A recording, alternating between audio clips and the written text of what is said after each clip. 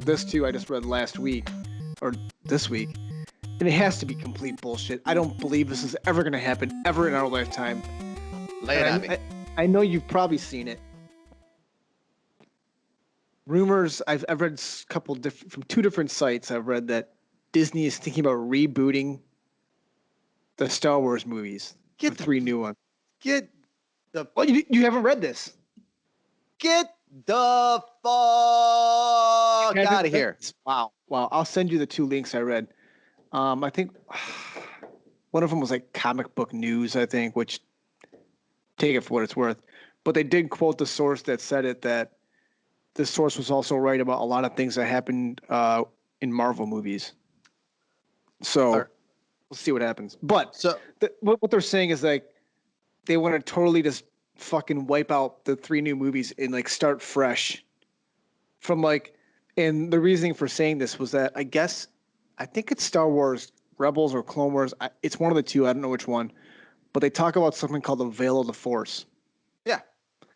And what you just witnessed in these last three movies was something that they were looking through the Veil of the Force in a different timeline. That would be terrible. I agree. Terrible.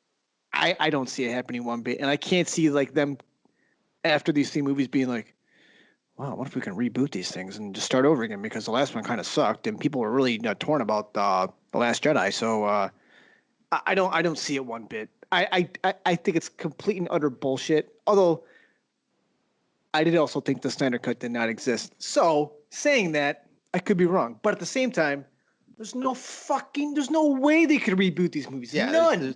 There's none. None. Those movies, despite, and I realize that I am probably in the minority of this. Those three movies are good movies. Were they for everybody? No, they're not. But you know what? As a pro wrestling fan, I've learned to like things or to just, be like, all right, well, that was obviously not for me, and not get mad at it, but just be like, all right, moving on to the next thing. Right. Next. Not everything is going to be geared towards you. Your favorite character whom, you like. So for instance, with the Rise of Skywalker, everyone was like, oh, Rose only got, 2 minutes worth of screen time or 3 minutes worth of screen time. For me, I'm like, great. Her character was terrible in The Last Jedi. That was like one of my least favorite parts of the whole fucking movie. So if I only get, 2 minutes of her on screen, I'm okay with that. Right. But, to go in there and say like, it's like the people that wanted to, get the Dark Knight Rises or, no one liked that one. So, we want to redo it because Batman, isn't dead, or they want to redo what Batman versus Superman did because Batman never kills people. It's just all Superman this says never to me. kills. Yeah. Oh yeah, I'm sorry. Yeah, Man of Steel. But all this tells me is that it's just some angry dude. Probably does the same thing you and I do. We have a platform. Fanboys. Yeah. It's just no. They're not going to redo it. I don't care how many rumor and innuendos you start. They're not going to erase these movies. They're good movies. But, that's me. That's my opinion. Is my opinion fact? No, it's not fact. I'm a fucking moron when it comes to a lot of shit. All right? I'll freely admit that. I just feel like there's no way. There's absolutely 0% chance that happens because Disney's too smart. They think this shit out like way ahead of time. Yes, they may not know exactly what's going to happen in between, but they kind of know where it's going to go. I have a hard time believing that they made The Force Awakens not knowing what the last two movies are going to be or where they wanted to go. Like there was an end game, right? Like Marvel did. Like they had to fucking know it. If they didn't know that, that's their fault. Well, yeah, I will agree with because how do you make a new trilogy with not having a complete story of at least like a beginning, a middle, and an end? Like you kind of know where you want to go without filling in the rest. You just can't. Like they said, oh, well, Ryan Johnson just had a blank slate. He just could do whatever he wanted to in the last year. No one told him what to do. No fucking way. They had to tell him as well. They had to tell him like, hey, this is what we need. This needs to happen. Yeah. Just make sure, whatever. This is the kind of guideline we need to go by, so that when we go to the third movie, this is what's going to happen in that one. Yeah. Like, And Kathy Kennedy works part and parcel with Kevin Feige on within Disney, not part and parcel. I'm sorry. She works on par with Kevin yeah. Feige. You think that someone as I don't know, Maverickian in his long-term planning, you think that some of that would be like, hey Kathy, maybe we shouldn't have 3 different directors and 3 different stories going in 3 different directions. Why don't this is the story you want to tell, this is your point, this is what you want to start at, this is what you want to end. We can fill in those gaps with those different writers and those different directors. Sure. But they have to lead to that point. Right. And that's, I mean, and maybe it's not Kathleen Kennedy, No. and if somebody wants to really bitch about, the trilogy being bad, then you blame J.J. Abrams because he's the one that directed that last movie. He could have. I like The Rise of Skywalker.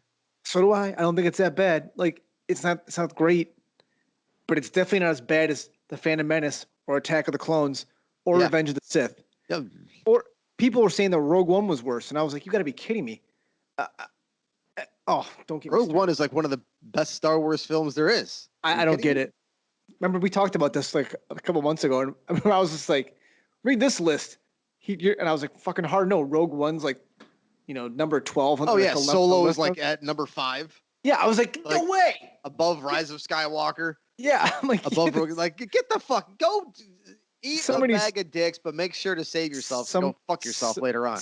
Somebody smoked a lot of weed and then made that list. Like, dude, I love these movies, but no, maybe there's a way we can dig deep, just dive right into these movies and just see what the minutia is and really come out with a better story. Maybe we can rank them better this way because on face value, man, they just get a bad rap, but Solo's a really good movie, and I really feel like it's like the 4th or 5th best one, but I really got to find a reason. I got to search for this reason because it's a hard sell. All right, listen, bro. No stoner would ever be that irresponsible in thinking that. Oh, speaking of, now that we're on Star Wars, did you read how there's a deleted scene from A New Hope on Disney Plus? There's a couple new scenes actually. I saw the news about it, but I mean, I've seen like a lot of New Hope stuff, and like, what more can they show you that hasn't already been shown? Like, so it was in the original cut of the movie, and Lucas's friends at the time, I think he showed the movie to like Coppola and Scorsese, and they just told him like, look, the movie's kind of slow. You gotta, get rid of some stuff, speed it up. And it's toward the beginning because, I mean, it has to be, but it really got cut. But it kind of shows like Luke meeting Biggs at Tashi Station, and some of his friends are out there. They're talking about the battle that's going on above them, which is really Leia in Darth Vader and the droids escaping from. It's the first scene of the movie, right? Yeah. So I will admit, like, kind of glad it didn't get in the movie, but obviously there's the sound is shitty and like the quality of the film is bad. And there's no effects. I mean, it's not finished product, obviously, but I'm kind of glad they cut it because it doesn't really make it. It makes sense to give Luke some more backstory. Yeah. But it didn't make sense in terms of the final product. Go to the extras part on A New Hope. Okay. I've seen that scene from what I remember, and I remember someone commenting on it being like, yeah, we had to take this scene out. It kind of threw us for a loop at the end of the movie because there's a line that Luke delivers about Biggs, like later on in the movie, and it was supposed to tie into that conversation that they had earlier in the film, which is still in later in the film. But I see, because I know he's like, I told you I make it or something like that. Something along those lines. You know what I mean? But in reality, you've never met Biggs before, so how the hell would you even know? Exactly. Right. So to me, that line at the end of the movie doesn't really make much sense. Exactly. You add the scene that they deleted, it totally makes sense because Biggs had just he was in the academy and he was in the Empire to be a pilot, I think. And he tells Luke that as soon as they get a chance, him and some friends are going to defect and go over to the rebels. And that's how he becomes a rebel.